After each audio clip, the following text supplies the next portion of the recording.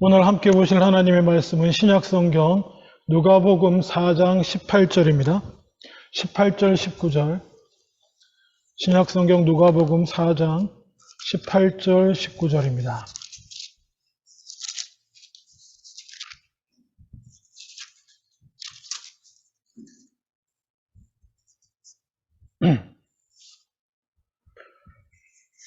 제가 봉독하겠습니다. 제가 가진 성경으로는 신약성경 4페이지입니다. 누가복음 4장 18절, 19절.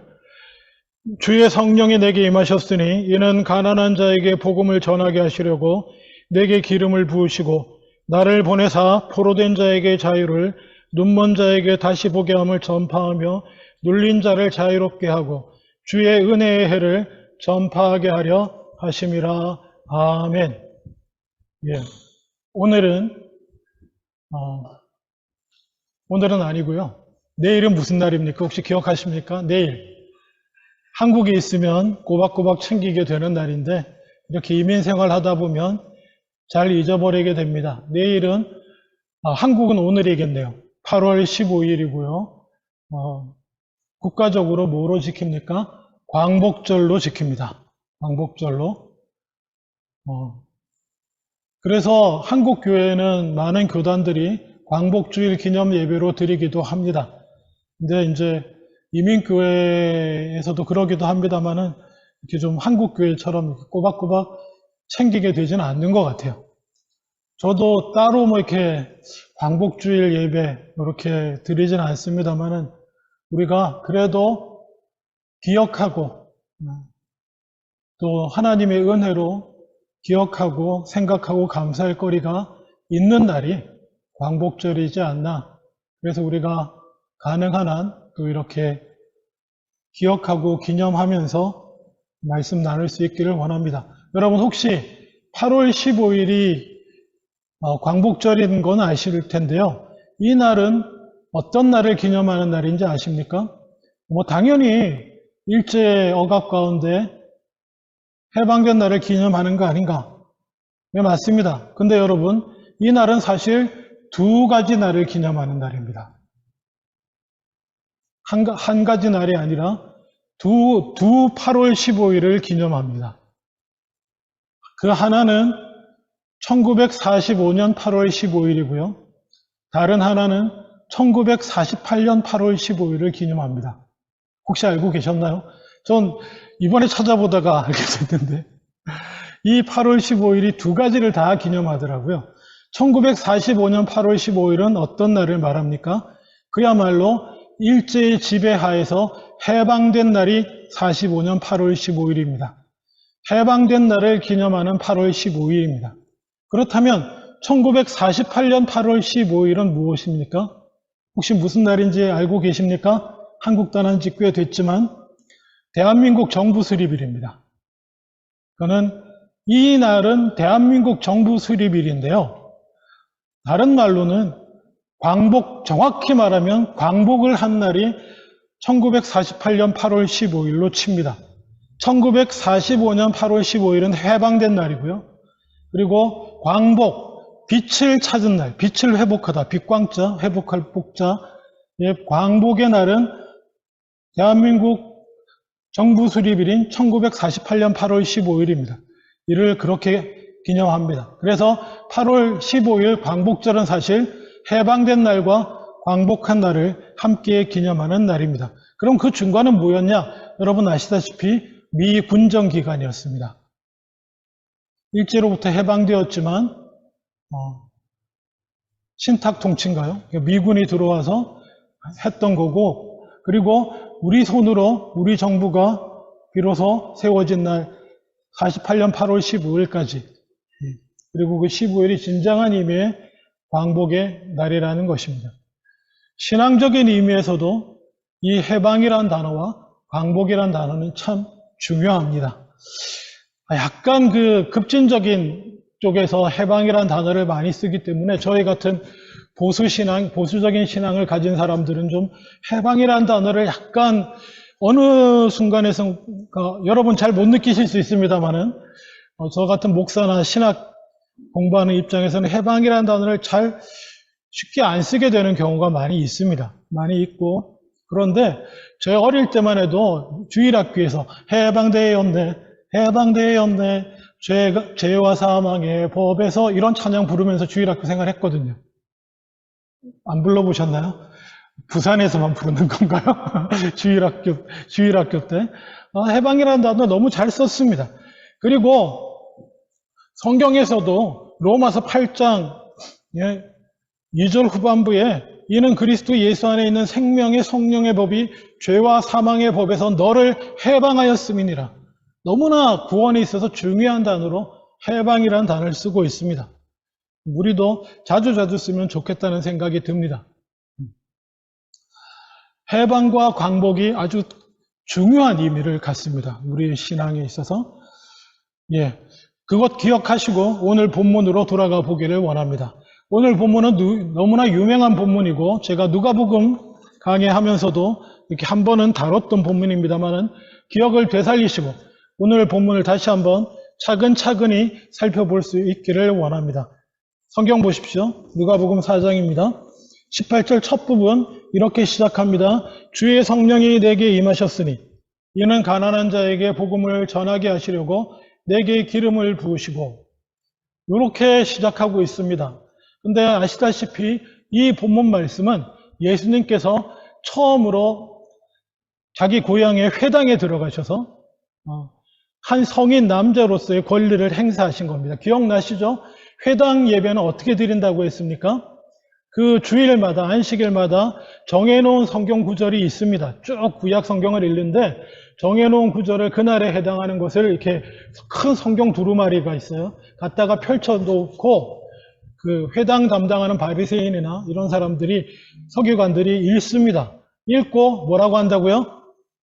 이 말씀 가지고 나누실 분 있으면 얘기해 달라고 할 때 성인 남성이라고 한다면 성인 유대인 남자라고 한다면 누구든지 일어서서 손들고 나가서 그 말씀에 대해서 자기가 나눌 수 있습니다. 예수님도 그렇게 하셨어요. 이사야서 그날 마침 본문이 이사야서 61장 1절 말씀이었던 것입니다. 구약의 말씀이. 그걸 읽으니까 예수님이 나가셔가지고 이 본문의 말씀에 대해서 말씀하신 거예요. 이 구약이 이 본문의 말씀이 오늘날 내게 응하였다 라고 하시면서 하신 얘기를 누가가 기록하고 있는 것입니다. 따라서 오늘 제가 읽은 18절과 19절의 말씀은 원래 히브리어로 되어 있는 구약 성경의 말이에요. 그거를 이제 누가는 헬라어로 번역해서 이렇게 옮겨놔서 첫 구절은 사실은 이렇게 되어 있다고 보셔야 됩니다. 주께서 주의 성령이 내게 성령을 내게 기름을 부으시고 내게 성령을 임하게 하셨으니 요렇게가 하나예요. 한글 지금 번역판으로는 성령이 내게 임하였으니 이는 가난한 자에게 복음을 전하게 하시려고 내게 기름을 부으시고 이렇게 나눠놨잖아요. 그러니까 성령이 내게 임하신 것과 기름 부으신 것이 하나로서 한 문장으로서 이 전체 구절의 서론에 해당합니다. 그리고 실질적인 본문은 이렇게 시작하는 거예요. 가난한 자에게 복음을 전하게 하시려고 나를 보내사 포로된 자에게 자유를 눈먼 자에게 다시 보게 함을. 제가 이렇게 끊어 읽는 것이 왜 끊어 읽냐면은 히브리어 구약 원문은 이렇게 히브리어가 대칭적으로 표현해서 그 본문의 가장 중요한 구절은 한 가운데다 넣고요. 앞, 뒤 구절이 대칭되도록 배치를 합니다. 거의 같은 의미를 가진 내용들을요. 이게 시편 같은 노래를 보면 잘 드러나는데 이사야 11장 이 구절도 그렇습니다. 그래서 사실은 대칭되게 돼 있어요. 가난한 자에게 복음을 전하게 하시려고가 첫 구절이고요. 이것과 대칭되는 마지막 구절이 뭘 것 같습니까? 한번 본문 보세요. 오늘 읽은 본문에 이것과 대칭되는 마지막 구절은 19절이에요. 주의 은혜의 해를 전파하게 하심이라. 주의 은혜의 해를 전파하는 것과 가난한 자에게 복음을 전파하는 것이 같은 내용으로 이렇게 하나의 시를 썼다고 생각하시면 돼요. 위아래로 대칭되어 있습니다. 그러면 두 번째 구절은 무엇인가? 포로된 자에게 자유를, 이게 두 번째 구절입니다. 그럼 이 두 번째 구절과 대칭되는 아래에서 두 번째 구절은 뭘 것 같습니까? 딱 보십시오. 누가 봐도 이 구절이 대칭되는 구절이라는 거 한글로 번역해놔도 알 수 있습니다. 자유라는 단어 나오죠? 예? 눌린 자를 자유롭게 하시고, 포로된 자에게 자유를, 눌린 자를 자유롭게. 이래서 위에, 아래 위로 두 절, 밑에서부터 두 절이 대칭이 됩니다. 그리고 딱 한가운데, 정확하게 강조하고 싶은 한가운데 구절이 있습니다. 그게 그 한가운데 구절이 무엇일 것 같습니까? 바로 나왔죠. 지금 안 읽은 거. 눈먼 자에게 다시 보게 함을 전파하며 라는 겁니다. 이게 크게 다 같은 메시지이지만은 포인트 히브리어의 구조상 중요한 핵심 구절은 눈먼 자를 다시 보게 한다는 것입니다. 눈먼 자에게 자유도 주고 하지만 자유를 주고 해방을 줘서 그렇지만 더 중요하게는 거기서 끝나지 않고 다시 보게 하고 그렇게 해서 주의 은혜를 임하게 하는 그게 진정한 의미의 복음을 주의 은혜가 이루어졌다라고 선포하는 것이 복음인 것입니다. 그냥 그 구조만 머릿속에 그리시고 오늘의 주제를 쫓아서 해방에 관해서 살펴보기를 원합니다. 우리가 구원받을 때 첫 번째 우리에게 일어나는 일은 무엇입니까? 해방되는 것입니다. 그렇죠? 포로된 우리가 자유를 누리게 되는 것입니다. 눌린 우리가 자유롭게 되는 것입니다. 뭐에 눌렸던 우리가 자유롭게 됩니까? 죄에 눌려있던 그리고 그 죄의 결과로서 죽을 수밖에 없고 영원한 지옥에 멸망받을 수밖에 없는 우리가 자유롭게 되었다라는 것입니다. 근데 이렇게만 얘기하면 조금 추상적이 됩니다. 이렇게 자기 나름대로 막 이해를 할 수밖에 없게 돼요. 죄와 죽음에서 놓여놨다. 죄의 포로에서 자유롭게 됐고 죄에 눌린 우리가 자유롭게 됐다.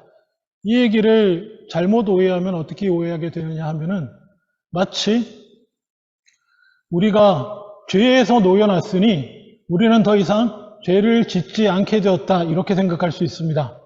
아니면 약간 이단적인 해석으로 더 이상 우리가 짓는 모든 죄는 죄가 아니게 되었다. 이건 더 위험한 생각이에요. 죄에서 자유롭게 됐으니 죄를 짓지 않게 됐다. 아니다. 우리가 뭘 해도 죄가 아니게 됐다. 두 개 다 잘못된 거예요.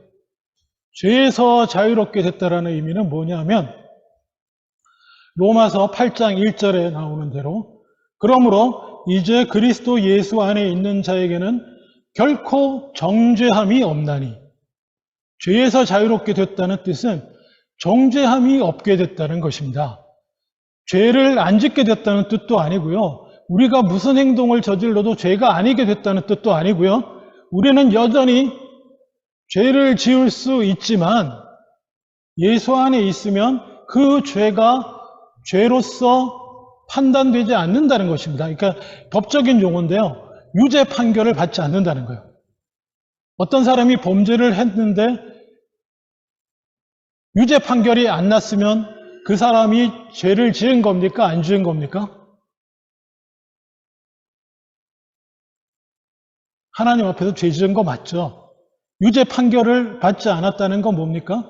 그 죄에 대해서 죄에 대한 벌을 받지 않아도 된다는 거예요. 죄는 죄대로 있는데 그 죄를 유죄로 판결한다는 것은 뭐냐 하면 죄에 대한 대가를 지불하게 한다는 것이죠. 죄에서 자유로워졌다는 얘기는 뭐냐면 우리가 더 이상 죄를 짓지 않게 되었다라는 뜻도 아니요. 우리가 하는 모든 일이 더 이상 죄가 되지 않는다는 뜻도 아니며 죄에서 자유롭게 된 건 우리는 여전히 범죄할 수 있을지언정 그 죄가 유죄 판결로 하나님의 법정 하나님 앞에서 유죄로 결정되어서 그 죄의 대가를 우리가 치르게 되지 않는다는 것입니다. 그게 죄로부터 자유로워졌다는 것입니다.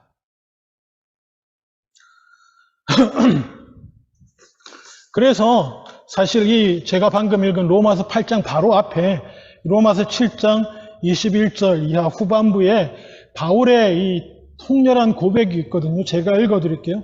그러므로 내가 한 법을 깨달았노니 곧 선을 행하기 원하는 나에게 악이 함께 있는 것이로다.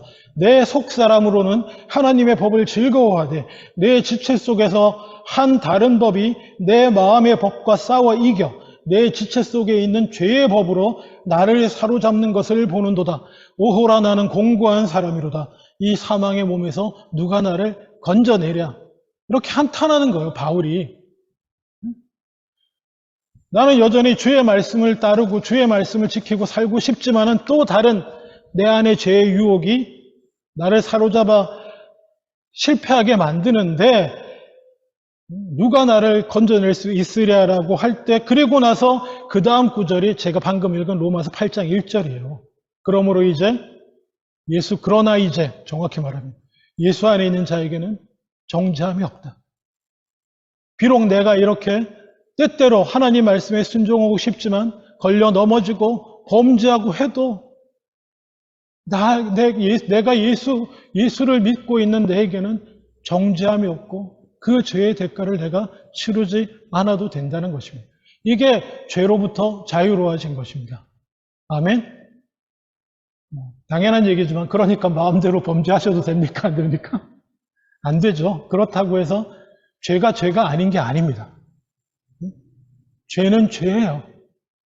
예수 그리스도의 보혈의 공로를 힘입어 죄에 대한 대가를 우리에게 전가하시지 않을 뿐이지. 그래서 보다 구체적으로 로마서 8장 2절에 이는 그리스도 예수 안에 있는 생명의 성령의 법이 죄와 사망의 법에서 너를 해방하였기 때문이다 라고 말합니다.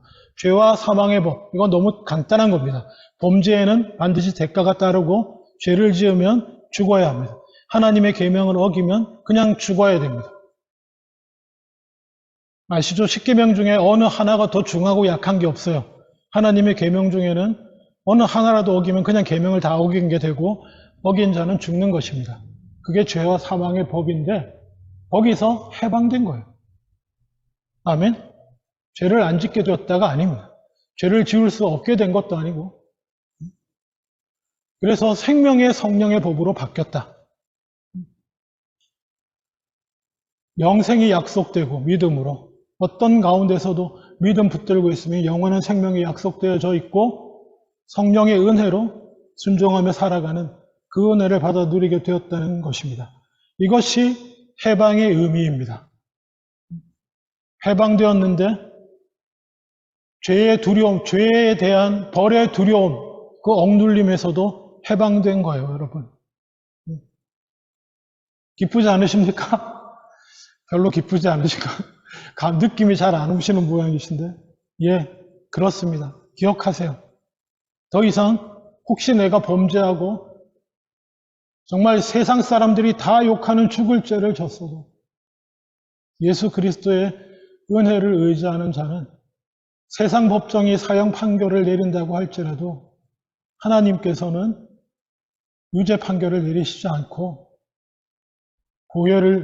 예수 그리스도의 보혈을 보시고 여러분의 영혼을 구원해 주신다는 그 사실이 죄에서 해방입니다. 근데 말입니다. 해방되었다고 끝이 아닙니다. 해방된 후에는 말입니다. 혼란이 따릅니다.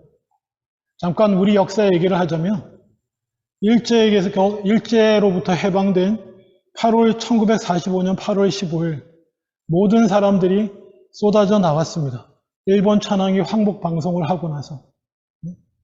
그리고 난리가 났고 기뻐했는데 너무너무 기쁘고 기뻐서 만세를 부르고 했었는데 그 이후에 닥친 일은 엄청난 혼란이었습니다. 엄청난 혼란. 일제로부터 해방되긴 됐는데 우리가 어디로 나가야 될지를 몰라서 엄청난 혼란이 되었습니다. 그래서 이 이름 들어보셨는지 모르지만 우리 송진우 등이 세운 한국민주당, 그리고 안재홍 씨 등이 세운 국민당, 또 여운형 씨 등이 세운 조선인민당, 박헌영 씨 등이 세운 조선공산당, 대표적으로 우리가 알아들을 만한 당들만 이 4개 외에도 정치적으로는 한 50여 개 정당이 난립해서 난리도 아니었습니다. 역사 좀 아시는 분은 신탁이네 반탁이네 뭐 이러면서 서로 싸우고요. 해방된 기쁨은 잠깐이었고 그 다음에 우리를 덮쳤던 것은 혼란이었습니다. 그래서 45년 8월 15일을 광복절이라고 하는 겁니다. 어디로 갈지 몰라 혼란, 그야말로 자유는 얻었지만 해방은 되었지만 어디로 갈지 몰라서 어둠에서 놓여놨지만 빛이 안 보여. 여전히 눈먼 가운데 눈이 감겨지고 빛을 보지 못해서 빛을 못 보면 어디로 비치는 쪽으로 가야 될 텐데 어디로 갈지 몰라서 혼란 가운데 방황하던 우리들이 정리가 되고 민주적인 방법으로 한 정부를 수립하고 그렇게 된 것을 광복이라고 부르더라고요. 빛을 찾았다는 것입니다. 갈 길을 찾았다는 거예요. 제대로 살아갈 길, 나아갈 길을 찾게 된 것을 광복이라고 합니다. 그리스도인들도 마찬가지입니다. 보통은 우리가 해방의 기쁨, 죄로부터 자유를 해방되었네, 구원받았네, 나는 구원열차 올라타고 하늘나라 가게 되었네, 이제 죽어도 천국 가네. 그 해방의 기쁨은 마음껏 누리고 나서 사실 생각해보면 여러분 잠깐이지 않았습니까? 구원받은 기쁨? 죄송합니다. 안 그런 분도 있으실 텐데 구원의 기쁨이 강렬했던 때는 정말 내가 예수 믿고 구원받게 됐다. 여러분이 뭐 그게 세례받을 때든지 뭐 어떤 순간들이 있을 거예요. 하나님의 은혜로. 그 기쁨을 누렸던 때는 어쩌면 잠깐이고 그 다음부터는 어떨 때는 혼란스럽고 그저 그런 삶이 될 수가 있는 것입니다. 구원은 받았는데 여전히 재물, 명예, 권력, 남보다 높아지고 싶은 마음, 사람들에게 인정받고 싶은 마음, 나나 자녀의 성공, 아니면 분명히 나한테 잘못했다고 생각되는 자에 대한 복수 같은 것, 이런 것들을 꿈꾸고 그런 것들에 사로잡혀서 구원은 받은 백성으로 살면서도 나도 모르게 어떤 그런 여전히 내 안에 남아있는 죄의 뿌리, 악의 뿌리에 휘둘려서 어찌할 바를 모르고 살면서도 자기는 구원받은 사람이라고 생각하고 그렇게 살아갈 수가 있다는 것입니다. 뭐가 안 되면요? 해방은 되었지만 광복을 하지 못하면, 빛을 회복하고 진리를 찾지 못하면 그렇습니다. 심지어 구원의 기쁨과 해방의 기쁨을 누리지만 참된 빛을 찾고 붙들지 못한 사람은 과거가 좋았다고 생각하기도 합니다. 후회하기도 합니다. 우리나라에도 마찬가지입니다. 광복 이후에도 여러 가지 혼란과 어려움 가운데서 차라리 일본이 지배할 때가 좋았다. 이렇게 얘기하는 사람들도 있었습니다. 마찬가지로 우리가 출애굽기 같은 걸 봐도 기껏 하나님이 모세를 통해서 출애굽 해놨더니 뭡니까? 이 애굽에 살 때가 좋았다.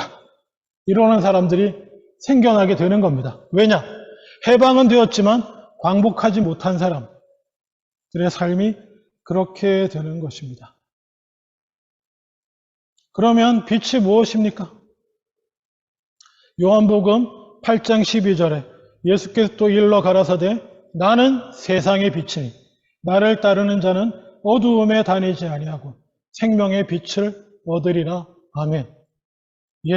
예수 그리스도를 구세주로는 믿고 그 십자가의 죽으심으로 내가 그 대속의 은혜로 내가 구원받았음을 인정하고 믿는 사람도 참으로 세상의 빛 되시는 마땅히 믿고 따라야 할 예수 그리스도 그 빛에 대해서 배우지 못하고 만나지 못하면 방황하게 되는 것입니다.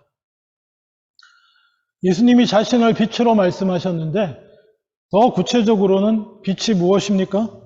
시편 119편 105절에 보면 주의 말씀은 내 발의 등이요 내 길의 빛이라고 표현하고 있습니다. 말씀이 등이요 빛입니다. 말씀이 빛인데 놀랍게도 예수님이 요한복음 1장에는 예수님 뭐라고 말씀하십니까? 말씀이 육신이 되었다고 말씀하시는. 이게 다 같은 얘기예요. 예수님은 빛이고 말씀이고, 그래서 예수 그리스도를 빛으로 만난다는 것은 하나님의 말씀을, 예수 그리스도를 통해서 하나님의 말씀을 배우고 알게 되고 깨닫게 된다는 것입니다. 그리고 해방되어서 이제는 어떻게 살아야 되지? 나는 예수 믿게 되었는데 어떻게 살아야 되지?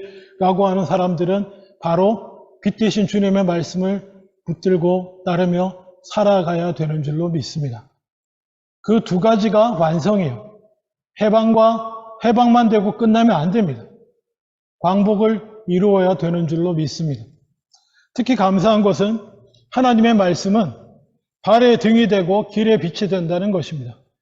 길의 빛은 무엇입니까?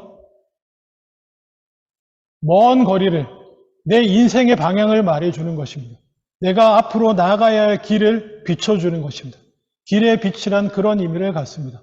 말씀은 여러분의 인생의 방향을 정해줍니다. 말씀을 통해서 여러분의 인생의 방향이 정해지셨습니까?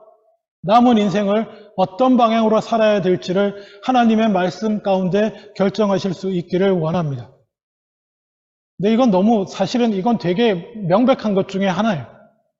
내 인생의 빛, 우리는 하나님의 영광을 위해서 살아야 되고, 남은 인생, 하나님의 영광을 위해서 먼저 그의 나라와 그의 의를 위해서 살아야 되는 것입니다. 그리고 하나님의 영광을 위해서 예수 그리스도를 닮아가는 삶을 살아야 되는 거예요. 인생의 방향은 사실은 큰 것은 너무너무 분명합니다. 그 빛을 발견하시고 그 길로 나아가시기를 원합니다.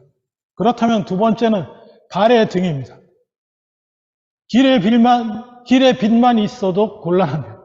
저쪽에 분명히 이 길 끝에 저기 가로등이 있어서 저 길로 가는 듯 저게 맞는 길이라고 생각이 됩니다. 그 길로 가는데 주변은 깜깜해요. 그럼 어떻게 됩니까? 돌불에 걸려 넘어지거나, 누가 파놓은 구덩이에 빠져서 발목이 삐거나, 누가 쌓아놓은 뭐를 밟거나, 그렇게 되는 거예요. 길의 빛은 보이지만 내가 그 방향을 향해 어찌하든지 가는데, 가는 동안 걸리고 넘어지고 더럽혀지고 다치고 하는 겁니다. 왜냐? 발의 등이 없기 때문에 그래요. 발의 등은, 이 표현은 뭐냐면 내 손 가까이 들고 내 주변을 비치는 빛을 말합니다. 지금 한 걸음 떼기 위해서 여기에 저리 가야 되는데 저 빛을 따라 갈 건데, 이 한 걸음이 바른 한 걸음인가? 방향은 분명히 맞는데 여기 돌뿌리가 있는지, 함정이 있는지, 가시덤불이 있는지, 그런 것들을 보게 해주는, 피해가게 해주는 것이 발의 등이에요. 근데 놀랍게도 하나님의 말씀은 길의 빛일 뿐만 아니라 발의 등도 된다고 얘기해 주시는 것입니다.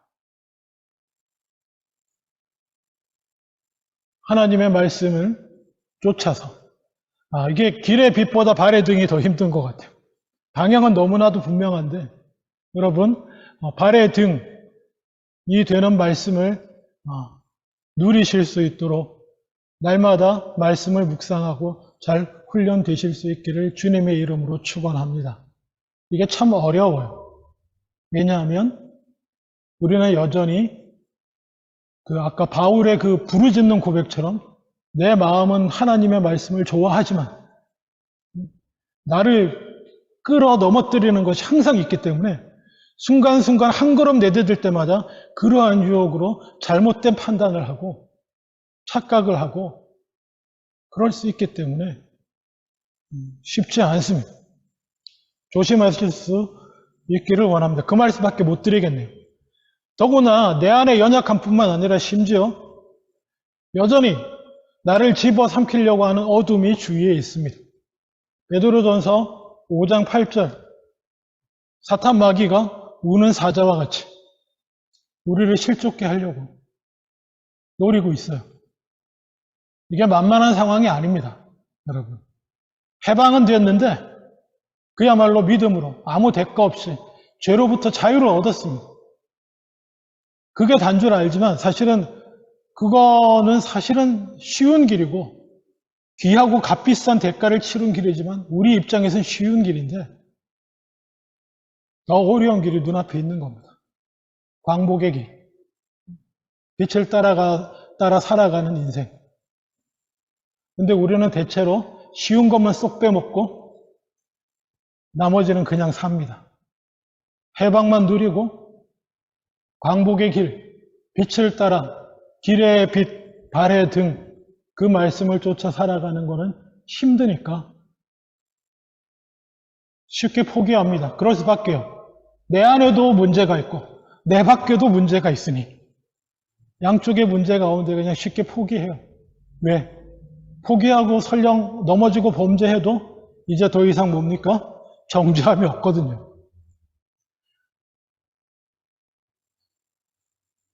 조심할 수 있기를 원합니다. 그리고 세 번째로 기억해야 됩니다. 되실 것이 있습니다. 말씀이 빛인데 우리가 이 해방되어서 빛을 되찾는 삶, 광복의 삶을 살아갈 때 마태복음 5장 14절에 예수님이 이렇게 말씀하십니다. 이제는 너희가 세상의 빛이라 산이 있는 동네가 숨기우지 못할 것이다.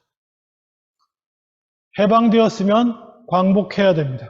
광복했을 때 이제는 예수님의 그 빛이 나에게로 와서 우리가 세상의 빛으로 드러나게 될 줄로 믿습니다. 그렇게 될 때에 예수님의 말씀이 완성됩니다. 그게 뭐냐 하면 이 땅에 복음이 전파가 되고요. 이 땅에 주의 은혜의 해가 선포되게 되는 것입니다. 여러분, 사람 붙들고 예수 믿으세요, 교회 나오세요 하는 게 복음의 전파라고만 생각하시면 안 됩니다. 진정으로 우리가 예수 그리스도의 빛으로서 드러나야 돼요. 내가 붙들고 예수 믿으라고 말하기 그 전에 나에게 있는 예수 그리스도의 빛이 그 사람을 비춰야 돼요. 그 사람에게 비춰줘야 돼요.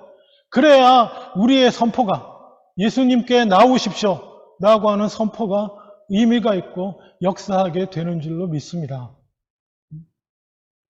공허한 얘기가 되지 않기 위해서 우리의 선포가 공허한 얘기가 되지 않기 위해서 우리는 빛을 바라보고 눈을 떠서 빛을 보고 따라가야 될 줄로 믿습니다.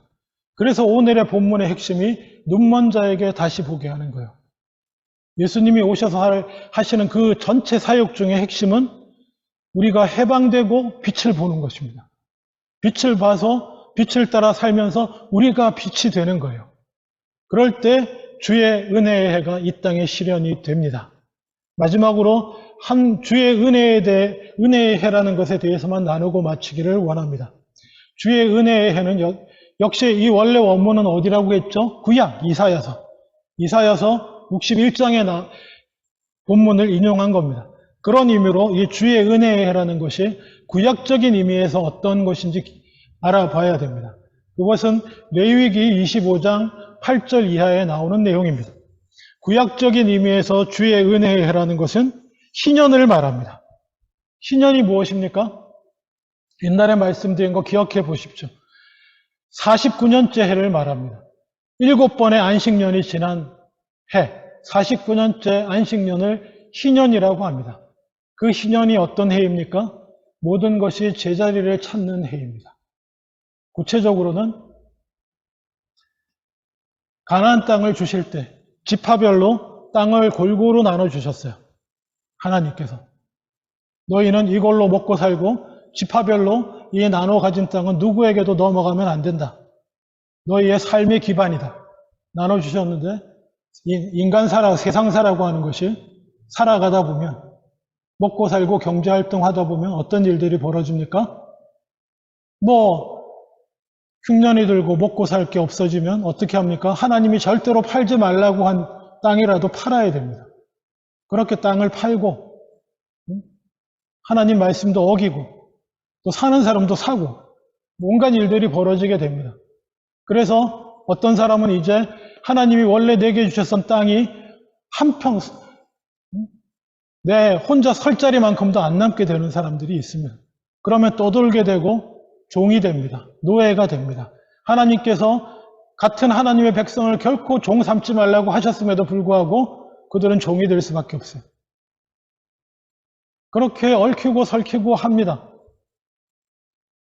근데 놀랍게도 하나님 말씀이 49년째가 되면 모두 자기 땅으로 돌아가고 잃어버렸던 자기 땅들 혹시 네가 돈 주고 샀더라도 다 돌려줘야 된다.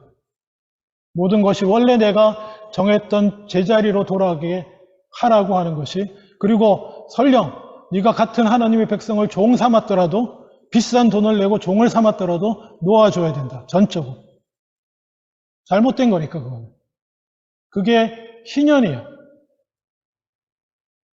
영적인 의미로 구원의 의미도 더 당겨지기도 합니다만 자유로운 의미로. 근데 주의 은혜의 해라는 것은 한마디로 인간의 죄와 문제로 어그러지고 깨뜨려졌던 모든 것이 제자리로 돌아가는 것입니다.